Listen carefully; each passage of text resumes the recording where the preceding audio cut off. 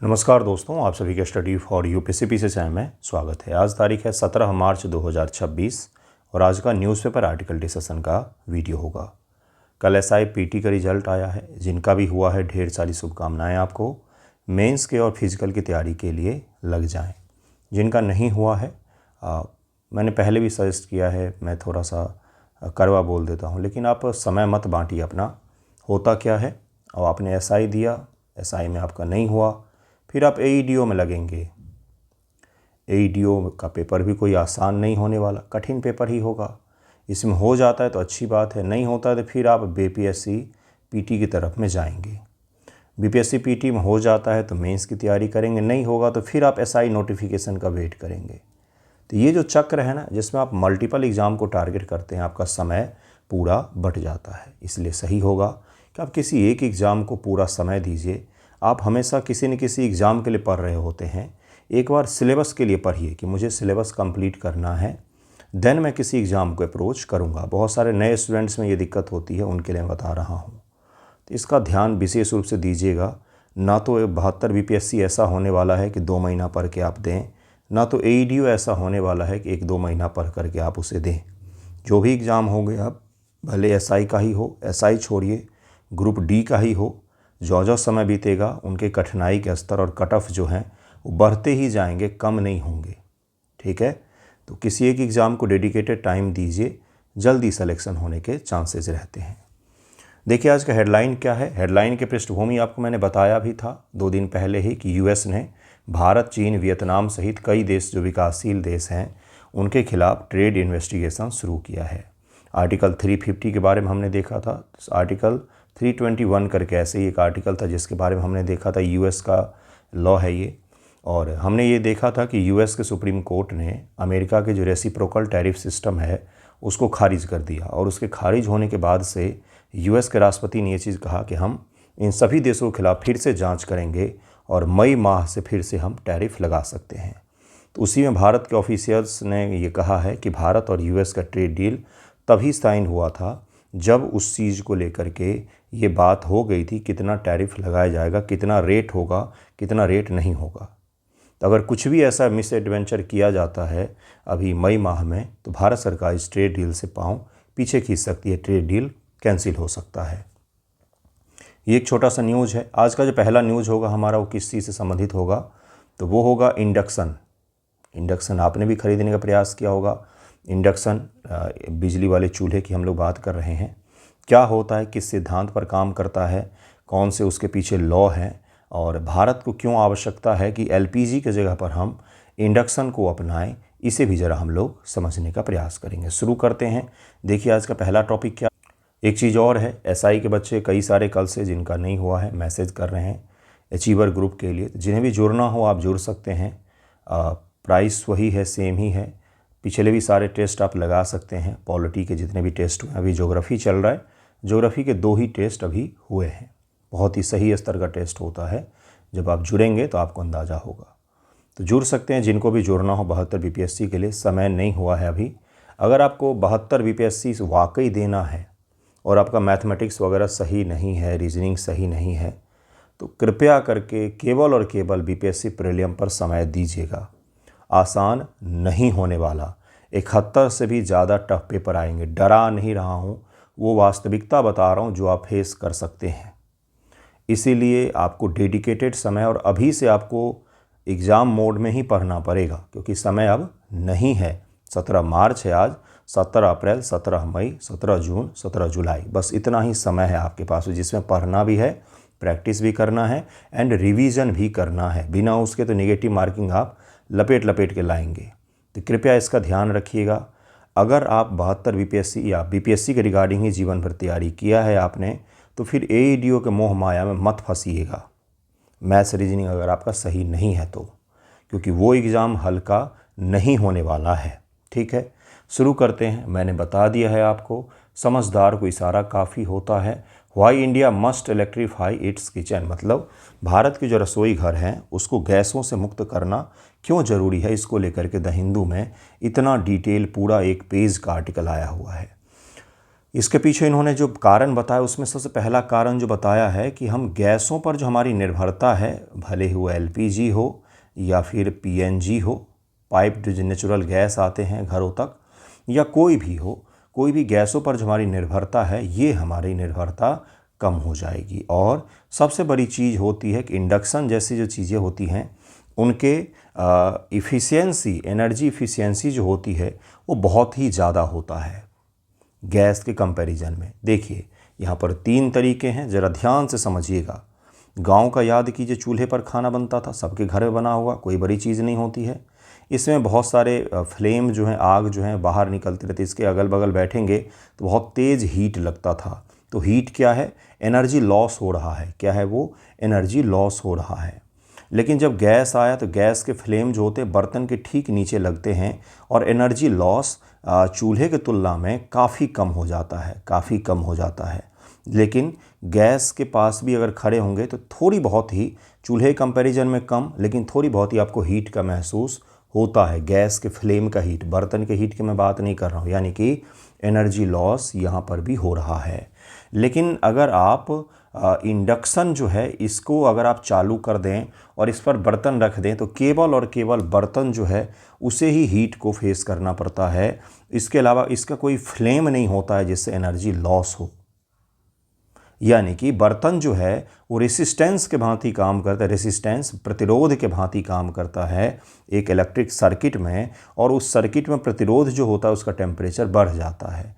तो बर्तन को डायरेक्टली गर्म करता है इंडक्शन, यानी कि इसकी एनर्जी एफिशिएंसी जो होगी, ऊर्जा दक्षता जो होगी वो सर्वाधिक होगा, और एनर्जी लॉस जो होगा वो सबसे कम किस्म होगा, तो इसी इंडक्शन में होगा। ठीक, इंडक्शन चर्चा में है, डेली न्यूज़पेपर में आ रहे हैं, हर कोई खरीद रहा है, इसलिए हम इस टॉपिक को जरा पढ़ रहे हैं। गैस आधारित रसोई की सीमाएं और आयात निर्भरता। भारत हर साल एलपीजी आयात करने पर 26.4 बिलियन डॉलर खर्च करता है। इतने तो हम हथियारों पर भी खर्च नहीं करते जितना हम गैस पर खर्च कर देते हैं। गैस ज़्यादा ज़रूरी है हथियार से, बिल्कुल ज़रूरी है। भोजन नहीं करेंगे तो लड़ेंगे कैसे? India spend 26.4 billion a year importing cooking gas, LPG and natural gas, दोनों को मिलाकर के हम लोग बात कर रहे हैं। एलपीजी और नेचुरल गैस में डिफरेंस मैं बता चुका हूँ। कल इंटरव्यू वाले सेशन में भी मैंने बच्चों से पूछा था, जिनका भी सेकेंड फेज़ में इंटरव्यू शुरू हुआ है, कृपया छोटे छोटे टर्मिनोलॉजी हैं इन्हें पढ़ करके ज़रूर जाएँ, कई बार वो रैपिड फायर जैसे पूछ लेते हैं आपसे। वर्तमान में भारत अपनी कुल एलपीजी का 60% और प्राकृतिक गैस का 50% आयात करता है।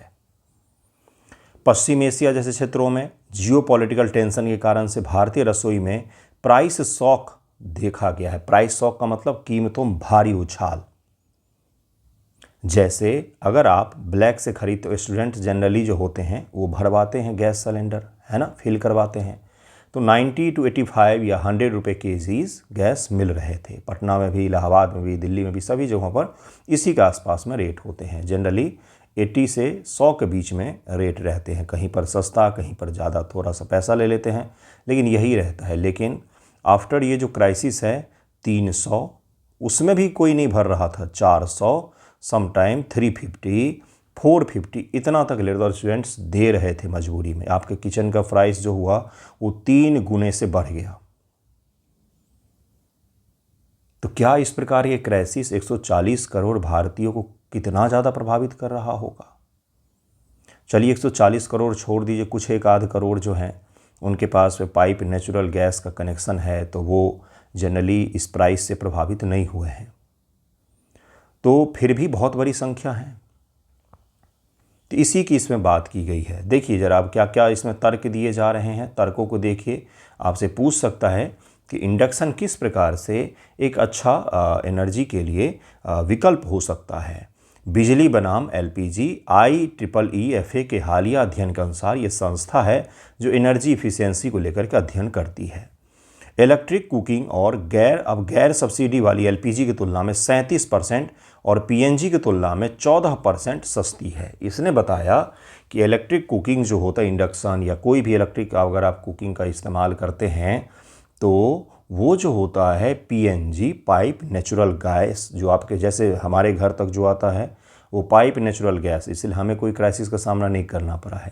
तो एलपीजी जो होता है उसके तुलना में 37% और पीएनजी जो तुलनात्मक रूप से सस्ता होता है उसके तुलना में 14% सस्ती होती है। क्या? तो ये इलेक्ट्रिक कुकिंग, ये इसमें कहा गया। इफ़िशियंसी के मामले में इंडक्शन कुकटॉप, इसको हम लोग ज़रा पढ़ेंगे डिटेल में, कैसे काम करता है, कौन से सिद्धांत पर काम करता है, कौन सा फिजिक्स का लॉ लगता है, मैग्नेटिक क्या होते हैं, कहाँ कहाँ पर इसका उपयोग होता है, सब कुछ। 85% ऊर्जा सीधे बर्तन में हस्तांतरित करते हैं, जबकि एलपीजी बर्नर 40% दक्षता दे पाते हैं। एक इंडक्शन 85% की एनर्जी एफिशिएंसी होती है उनकी, और कुकिंग गैस की 40%, जबकि चूल्हे का 20% ही करीब में होता है। हालांकि भारतीय खाना पकाने के तरीके, जैसे एक ही समय पर रोटी, दाल, तड़का इत्यादि बनाना, ये अभी भी कठिन हो गया है, क्योंकि कुकिंग इंडक्शन जो आते हैं वो जनरली एक ही बर्नर वाला आता है, एक ही आता है जिस पर आप एक बर्तन एक बार में यूज कर सकते हैं। सामान्य तौर पर यही देखा जा रहा है। तो ये जो भारत में भोजन का विन्यास अधिक है, जैसे बाहर के देश से पश्चिमी कल्चर जो है उसमें भोजन का विन्यास बहुत कम होता है। लोग सबसे कम समय जो होते हैं वो भोजन को बनाने पर देते हैं। मैं वेस्टर्न कल्चर की बात कर रहा हूँ। जबकि इंडिया में क्या है, दिन का सबसे ज़्यादा समय जो है वो भोजन प्रिपरेशन में एंड आफ्टर प्रिपरेशन जो होता है उसमें चला जाता है। तो इस भोजन विन्यास के कारण से एक चैलेंज है इसमें कि ये जो भोजन का विन्यास है ये इसमें आसानी से संभव नहीं हो पाता है। ग्रिड पर दबाव और पीक डिमांड की चुनौती है एक। अब इसमें कुछ चैलेंजेज में वो भी बता रहा है। भारत बिजली की सबसे ज़्यादा मांग रात 9 से 11 बजे के बीच होती है, जब घरों में लाइटें, एसी और टीवी चलते हैं। और अभी जैसे जैसे गर्मी बढ़ेगा, तापमान बढ़ेगा, 40 के पार हो जाएगा पारा, तो उसके बाद से एसी और कूलर इनके चलने के कारण से इलेक्ट्रिसिटी अपने पीक पर चली जाती है, जो हाईएस्ट डिमांड होता है। तो अगर हम इंडक्शन का यूज भी करना शुरू कर देंगे, जो अभी तक भारित नहीं है, किस पर, इलेक्ट्रिसिटी पर नहीं है, हमारा किचन अभी भी इलेक्ट्रिसिटी से थोड़ा सा फ्री होता है।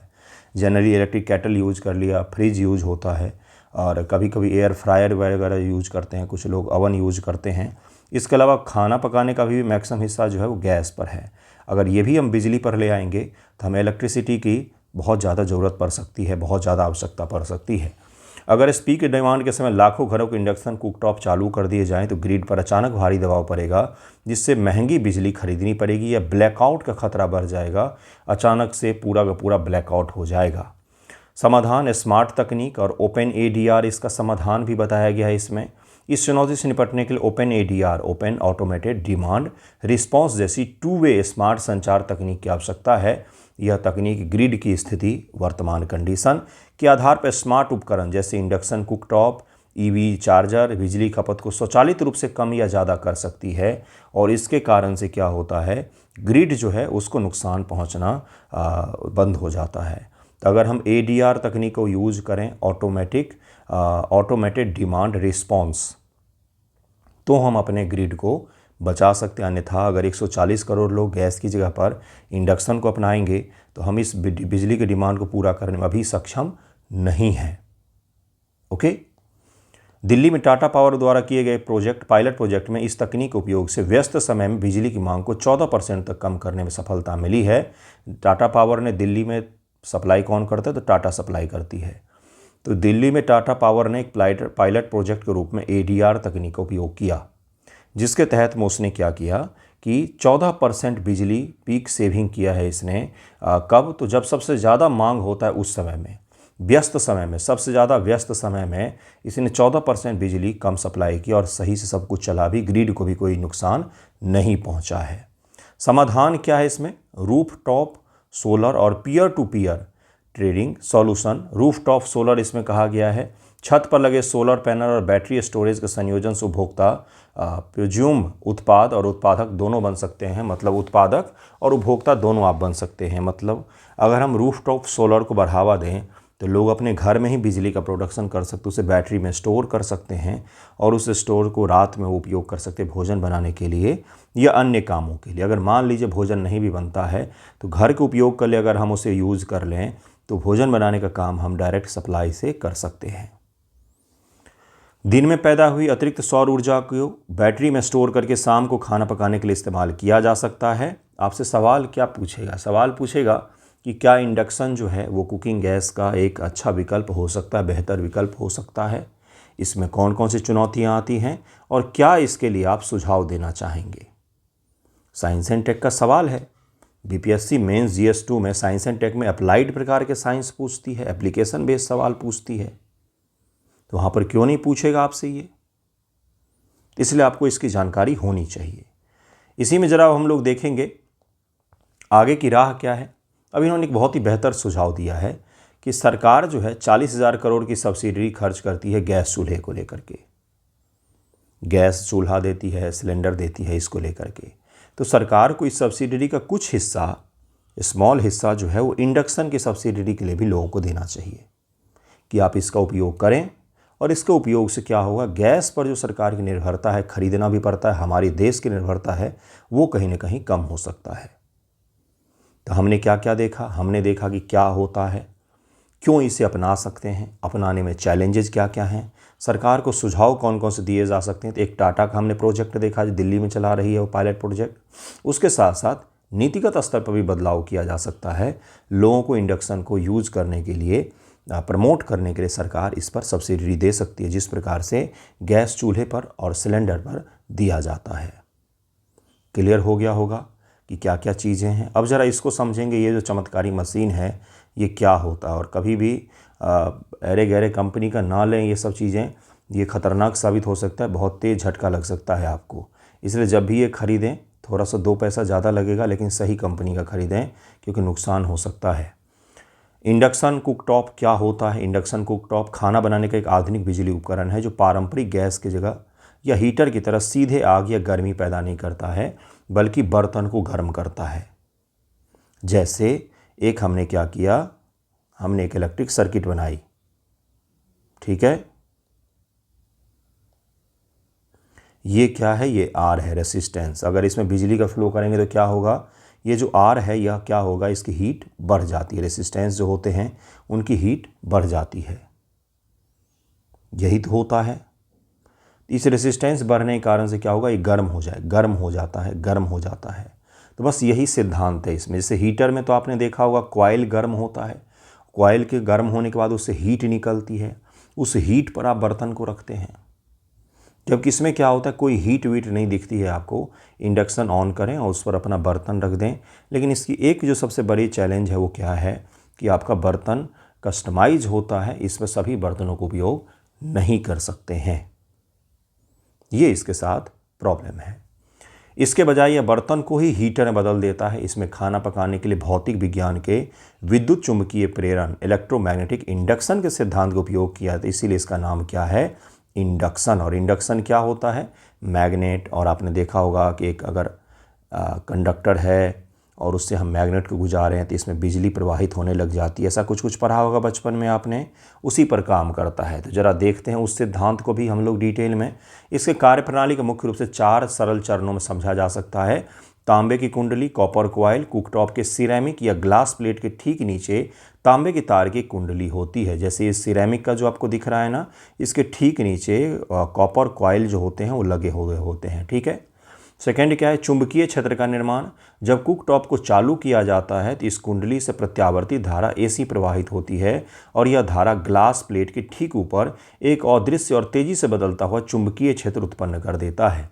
क्या होगा, जैसे इसको हम ऑन करेंगे तो यहाँ पर इसके सबसे ऊपर वाले भाग पर मैग्नेटिक फील्ड जो है यह अपने आप जनरेट हो जाता है। उस मैग्नेटिक फील्ड में हम लोग क्या रखेंगे, अब रेसिस्टेंस रख देंगे। देखिए यहाँ पर क्या है, भंवर धाराएं। जब इस सतह पर एक चुंबकीय धातु का बर्तन रखा जाता है, क्या कहा जाए, फेरोमैग्नेटिक धातु का एक बर्तन रखते हैं। इसीलिए इंडक्शन वाले बर्तन के ठीक नीचे आपने देखा होगा हल्का सा ब्लैक पॉलिश जैसा दिखता है आपको, वो उसको मैग्नेटिक बनाने के लिए उस प्रकार के पॉलिश किए जाते हैं। तो फेरोमैग्नेटिक बर्तन जब हम इस पर रखते हैं तो वो क्या करता है, चुंबकीय क्षेत्र बर्तन के तल में प्रवेश करता है और धातु के अंदर गोल गोल घूमने वाली एडे करंट, धातु के अंदर गोल गोल घूमने वाली एडे करंट जो है, ये ट्रांसफार्मर का है। एडे करंट, गोल गोल घूमने वाली एडे करंट का निर्माण कर देता है। इससे ऊष्मा का उत्पादन होगा। बर्तन के धातु इन भंवर धाराओं के बहने के भारी विरोध यानी कि रेसिस्टेंस का काम करती है। और जैसे ही इस एडे करंट में रेसिस्टेंस आएगा, उस रेसिस्टेंस के कारण से यह बर्तन अपने आप में ही हीट करने लग जाता है। और इसी हीट का उपयोग हम लोग भोजन पकाने के लिए करते हैं। यानी कि इसने डायरेक्ट बर्तन को हीट किया है, न कि इंडक्शन गर्म हो रहा था। यही रीज़न है कि इसकी एनर्जी इफिशियंसी थोड़ी सी ज़्यादा होती है। इंडक्शन कुकटॉप के मुख्य शर्तें और लाभ क्या है? बर्तन की शर्त है या कुकटॉप केवल उन्हीं बर्तनों के साथ काम करते हैं जिनमें चुंबकीय गुण हो, जैसे कि कास्ट आयरन, कच्चे लोहे का इसमें पॉलिश किया हुआ हो, या चुंबकीय स्टेनलेस स्टील, एल्यूमिनियम, तांबे या मिट्टी के बर्तन इस पर काम नहीं करेंगे। मैग्नेटिक स्टेनलेस स्टील के नीचे मैग्नेटिक रूप से पॉलिश किया जाता है, तभी आप उसका उपयोग कर सकते हैं, नहीं तो आप इसका उपयोग नहीं कर सकते हैं। एल्यूमिनियम, तांबा या मिट्टी के बर्तनों का डायरेक्टली आप इस पर उपयोग नहीं कर सकते हैं। ये इसकी सबसे बड़ी लिमिटेशन है। ऊर्जा उच्च दक्षता, चूँकि गर्मी सीधे बर्तन के अंदर पैदा होती इसलिए इसकी एनर्जी इफिशियंसी 85 से 90% होती है। सुरक्षा, कुकटॉप खुद गर्मी पैदा नहीं करता बल्कि बर्तन गर्म होता है, इसलिए बर्तन हटाने के बाद कुकटॉप की कांच की सतह अपेक्षाकृत ठंडी ही रहती है, जिससे आग लगने, जलने इत्यादि का खतरा नहीं होता है। ये याद रखिएगा। अब ये किस सिद्धांत पर काम करता है? विद्युत चुंबकीय प्रेरण क्या होता है? व्हाट इज इलेक्ट्रोमैग्नेटिक इंडक्शन पढ़ा होगा आपने, इंडक्शन कुकर पढ़ा होगा, इंडक्शन पढ़ा होगा, अलग अलग मोटर वगैरह पढ़े होंगे। 11th-12th में तो पढ़ते हैं, जिनका 11th-12th में होगा। फैराडे का नाम सुना होगा, माइकल फैराडे, है ना। चलिए देखते हैं। विद्युत चुंबकीय प्रेरण भौतिक विज्ञान की घटना है जिसकी खोज 1831 में माइकल फैराडे ने की थी। ये ग्रुप डी का सवाल हो गया। AEDO में भी पूछा जा सकता है। सरल शब्दों में, जब किसी चुंबक और एक तार की कुंडली के बीच सापेक्ष गति, रिलेटिव मोशन होती है, जब एक चुंबक और एक तार के प्रति सापेक्षित यानी कि रिलेटिव मोशन, एक स्थिर रहेगा तो दूसरा चलेगा, दूसरा स्थिर रहेगा तो एक चलेगा, या फिर दोनों ही क्या कर सकते हैं? रिलेटिव मोशन कर सकते हैं। एक सिंगल सेम डायरेक्शन में नहीं, कॉइल इधर आएगा तो मैग्नेट इधर जाएगा, जो भी हो, अगर मैग्नेट उसमें जा रहा है तो इसके कारण से क्या होगा? तो उस तार में बिना किसी बैटरी के ही बिजली करंट पैदा हो जाती है। इसी प्रक्रिया को विद्युत चुंबकीय प्रेरण कहते हैं। जैसे एक तांबे का कॉइल ले लिया और इस कॉइल में यहाँ पर आप गैल्वेनोमीटर लगा दीजिए, जो क्या करेगा? वोल्टेज को जांचने का काम करेगा। और यहाँ से आप एक मैग्नेट इसके बाहर से इस तरफ से उधर ले जाइए तो क्या होगा? इसमें आपको दिखेगा डिटेक्शन कि हाँ भाई इसमें बिजली पैदा हो रहा है। ये बाई एक्सीडेंटल इसकी खोज हुई थी। माइकल फैराडे जो है फ्रस्ट्रेट हो गए थे, उनको कुछ मिल नहीं रहा था। एक मैग्नेट था उनके हाथ में और ऐसे ही तांबे का कॉइल पड़ा हुआ था कनेक्टेड, तो उसने उस मैग्नेट के कॉइल को गुस्से में, फ्रस्ट्रेशन में फेंका था, और तब जाकर उसने देखा कि इस पर तो इंडिकेशंस आ रहे हैं। माइकल फैराडे जो थे वो कोई बहुत ज़्यादा पढ़े हुए नहीं थे, उनका जो बेसिक एजुकेशन है वो नहीं के बराबर में था। हाँ, लेकिन एक्सपेरिमेंट करना जानते थे, इसीलिए अपने एक्सपेरिमेंट को सरल इंग्लिश में लिखते थे। जबकि फिजिक्स जो प्रोफेसर्स होते हैं वो जब जनरली अपने एक्सपेरिमेंट को मैथमेटिक्स की भाषा में लिखते हैं। जैसे अगर आप न्यूटन को पढ़ेंगे तो दुनिया के सबसे महान वैज्ञानिक हुए हैं, उन्होंने इतने महान महान गणित की खोज की है, सब फिजिक्स को डिफाइन करने के लिए उन्होंने किया है।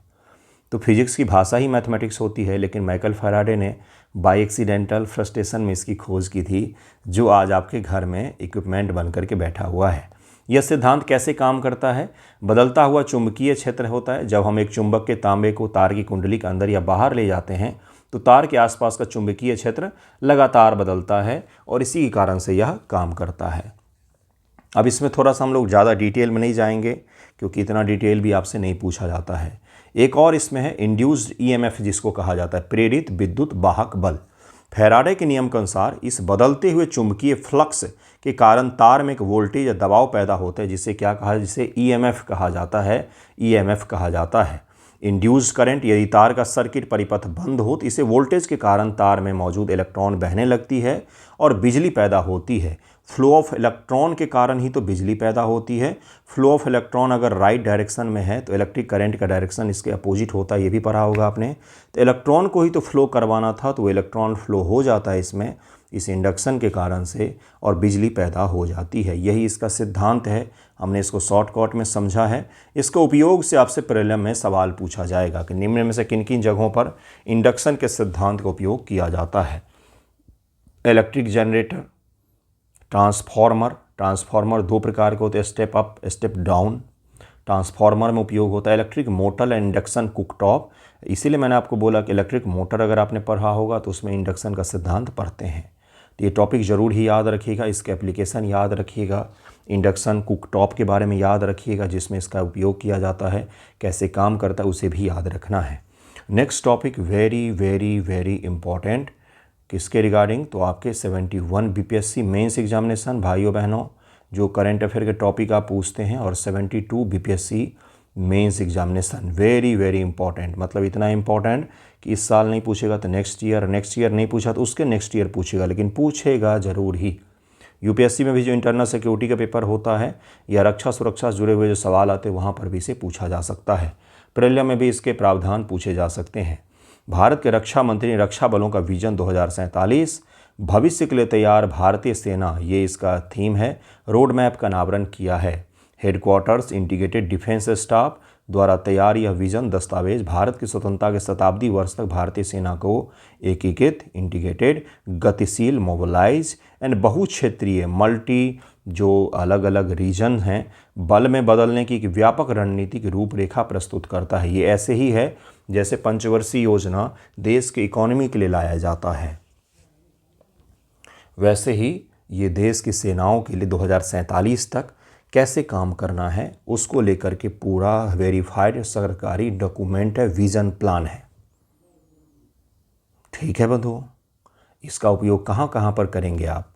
अब कोई भी रक्षा सुरक्षा सेनाओं से जुड़े हुए सवाल आए तो वहाँ पर इस डॉक्यूमेंट की चर्चा करते हुए लिख दीजिएगा कुछ ना कुछ पॉइंट, आपको मार्क्स दूसरों से ज़्यादा ही मिलेगा।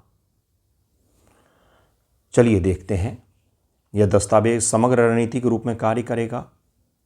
ठीक है, इसके 3 मुख्य स्तंभ हैं, तकनीकी उन्नति, टेक्नोलॉजिकल एडवांसमेंट, संयुक्तता और तालमेल, यानी कि एक दूसरे से सीक्वेंस बना करके, तारतम्यता बना करके काम करना है। कौन किसको किसको, army, navy, air force, cyber force, या आने वाले समय में अंतरिक्ष force, rocket force, drone force, जितने भी होंगे सब एक दूसरे से तारतम्यता, सीक्वेंस और उसके साथ साथ काम करना होगा। ये दूसरा क्या है, दूसरी इसमें क्या है, स्तंभ हैं, पिलर्स हैं। बहुक्षेत्रीय क्षमता, अलग अलग जो रीजन हैं उन सभी में हमें क्षमताओं को वृद्धि करना है। कौन कौन से, तो एक हो गया पारंपरिक, भूमि, समुद्र और वायु, ये तो पारंपरिक हो गया, जल सेना, नौसेना, वायुसेना। इसके अलावा भी नए उभरते क्षेत्र हैं, साइबर, अंतरिक्ष और संज्ञानात्मक में निर्बाध रूप से संचालन करने में हमें सक्षम बनना पड़ेगा। ये चीज़ क्लियर हुआ। इंफॉर्मेशन, अंतरिक्ष एंड उस स्पेस एंड साइबर, इसमें हमें मिल करके काम करना पड़ेगा। ये नए उभरते हुए क्षेत्र हैं, युद्ध के मैदान में अब इन क्षेत्रों में भी लड़ाई लड़ी जाती है। जैसे हाल ही में न्यूज़ चल रहा है कि बीबी नेतन्याहू को मार दिया गया, लेकिन बीबी नेतन्याहू ने एक वीडियो जारी किया कॉफ़ी पीते हुए, लेकिन उस वीडियो के सब बोल रहे कि AI क्रिएटेड वीडियो है। तो बीबी नेतन्याहू जिंदा हैं, मर गए, इसका वेरिफिकेशन के लिए बहुत सारे न्यूज़ चैनल अलग अलग क्लिप्स चला रहे, रिपोर्टिंग कर रहे हैं।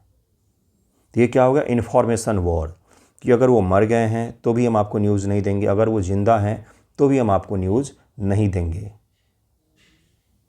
इसी प्रकार से आयतुल्ला खामनेई को जब मारा गया उसके बाद से आपने देखा होगा कि खामनेई जिंदा हैं, खामनेई मर गए। इन्फॉर्मेशन वॉर खेला जाता है कि हमने इस सेंटर को उड़ा दिया, हमने इस सेंटर को उड़ा दिया, हमने यहाँ अटैक किया, हमने वहाँ अटैक किया।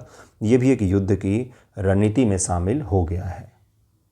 ठीक, विशेषीकृत अगली पीढ़ी के मुख्य प्रस्ताव और संरचनात्मक सुधार। विशेषीकृत अगली पीढ़ी के बल, इस रोड मैप में space command, cyber command, data force, drone force, cognitive warfare, action force सहित समर्पित संरचनाओं के निर्माण का प्रस्ताव है। डेटा फोर्स बनाया जाएगा, ड्रोन फोर्स बनाया जाएगा। एक समय होगा जब बोला गया होगा कि भाई हम आने वाले समय मिसाइल का निर्माण करेंगे। मिसाइल अब बीती हुई पीढ़ी की बात होगी, अब हो रहा है डेटा फोर्स बनाएंगे हम। सैद्धांतिक प्रिंसिपल में ही बदलाव किया जाएगा। नेट सेंट्रिक युद्ध से डेटा सेंट्रिक युद्ध की ओर संक्रमण का प्रस्ताव करता है। इसका उद्देश्य सूचना श्रेष्ठता और निर्णय श्रेष्ठता, यानी कि डिसीजन में हम एक्सलेंट होना पड़ेगा एंड इन्फॉर्मेशन में एक्सलेंट होना पड़ेगा। मिशन सुदर्शन चक्र के तहत इस दृष्टि में भारत की रणनीतिक, आर्थिक और नागरिक संपत्तियों को बदलते हुए हवाई खतरों से सुरक्षित करने के लिए बैलिस्टिक मिसाइल और वायु रक्षा प्रणाली का विस्तार करने का प्रस्ताव रखा गया है कि युद्ध में अब सैनिक ज़्यादा नहीं मरते हैं। मरते हैं सिविलियन या फिर देश के अंदर जो बैठे हुए सैनिक होते हैं अलग अलग कमांड सेंटर पर, उनको ज़्यादा नुकसान होता है। क्योंकि अब मिसाइलों का उपयोग होता है, जो बॉर्डर पर युद्ध नहीं लड़े जाते हैं, ट्रूप्स ऑन ग्राउंड नहीं होते हैं, बल्कि डायरेक्ट मिसाइलों से अटैक किया जाता है। चरणबद्ध कार्यक्रम होता है। यह अभियान 3 चरणीय संक्रमण की रूपरेखा तैयार करता है, जिसमें अल्पकालिक, मध्यकालिक और दीर्घकालिक प्राथमिकताओं की पहचान की गई है। 2040 से 2047 के बीच विश्व स्तरीय सैन्य शक्ति के निर्माण के साथ होगा। 2040 से 2047 तक हमें वर्ल्ड लेवल के सैन्य शक्ति का निर्माण करना है, ऐसा इसमें कहा गया है। संक्रमण का युद्ध, ट्रांजिशन का फेज जो है 2030 तक, सेना का पुनर्गठन, प्रभावी निवारक क्षमता का सुदृढ़ीकरण, ड्रोन जैसी स्वदेशी तकनीक को बढ़ावा 2030 तक हम कर लेंगे। ट्रांजिशन फेज जो है वो 2030 तक हमारा चल रहा है। सशक्तिकरण, एम्पावरमेंट का युद्ध चरण जो होगा 2030 से 2040 तक का होगा। साइबर स्पेस को एकीकृत करेंगे, हम इंटीग्रेट कर देंगे। परतदार वायु मिसाइल रक्षा प्रणाली का विकास हम कर लेंगे। और 2040 से 2047 तक जो होगा उत्कृष्टता का युग का नाम दिया गया है। एक पूरी तरह एकीकृत, आत्मनिर्भर और सभी क्षेत्रों में सक्षम सैन्य बल का हम निर्माण करेंगे। ये इसमें विजन रखा गया है। विजन आपको क्लियर हो गया होगा, क्या कब किया जाएगा। संक्रमण, ट्रांजिशन फेज, एम्पावरमेंट का फेज एंड उत्कृष्टता, एक्सेलेंस का युग जो है वो आएगा आपका 2040 से 47 के समय में। क्लियर हो गया होगा कौन कौन सी चीज़ें इसमें कही गई हैं, मुख्य पिलर कौन कौन से हैं। अब इसका महत्व तो क्या है, तो ये सब तो सोच करके भी लिखा जा सकता है। युद्ध की बदलती प्रकृति, युद्ध का जो नेचर बदल रहा है, आप देख ही रहे होंगे कि किस प्रकार से युद्ध का नेचर बदल रहा है। $20,000 के ड्रोन से ईरान ने यूएस और इजराइल को घुटनों पर ला दिया है। बिल्कुल सही सुन रहे हैं आप। अब उनके पास एक ही ऑप्शन बचा हुआ है, जो उपयोग करेंगे न्यूक्स, न्यूक्लियर वेपन का उपयोग हो सकता है आपको देखने को मिले।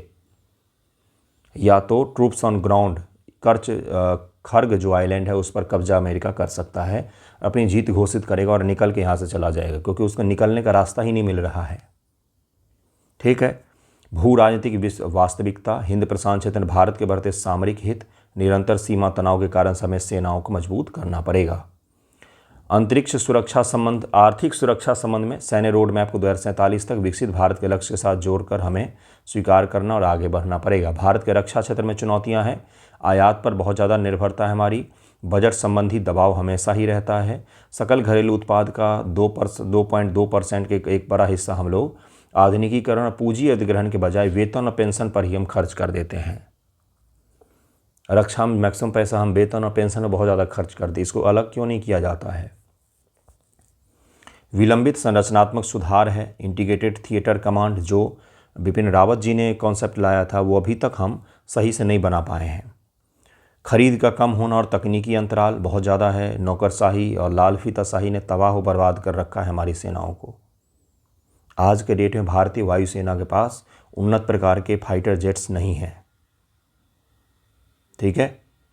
तकनीकी असममित, भारत अभी भी उन्नत जेट इंजन और सेमीकंडक्टर चिप्स जैसी महत्वपूर्ण प्रौद्योगिकी के लिए अमेरिका और बाहर के देशों पर निर्भर है। तो ये क्या है, ये हमारे लिए चैलेंज है। क्या उपाय किए जा सकते हैं, ये आपको सोचना है, आपको सोचना है ये, क्योंकि उपाय तो आपको ही सोचना है ना। उपाय सोचने के लिए ऑफिसर बन रहे हैं, और किसी लिए बन रहे हैं। गाड़ी में घूम के रील बनाने के लिए ऑफिसर बन रहे हैं हम तो, है ना। तो बिहार सरकार ने उस पर रोक लगा दी है सोशल मीडिया का उपयोग करने पर, इसका विशेष ध्यान रखें। तो धन्यवाद आप सभी का वीडियो देखने के लिए। आज का डिमोटिवेट मत होइएगा, जिनका भी एसआई में नहीं हुआ है पढ़िएगा, अपॉर्चुनिटीज़ सामने है, 2026 में ही है, मेहनत करेंगे तो आसानी से निकाल सकते हैं। धन्यवाद आप सभी का वीडियो देखने के लिए।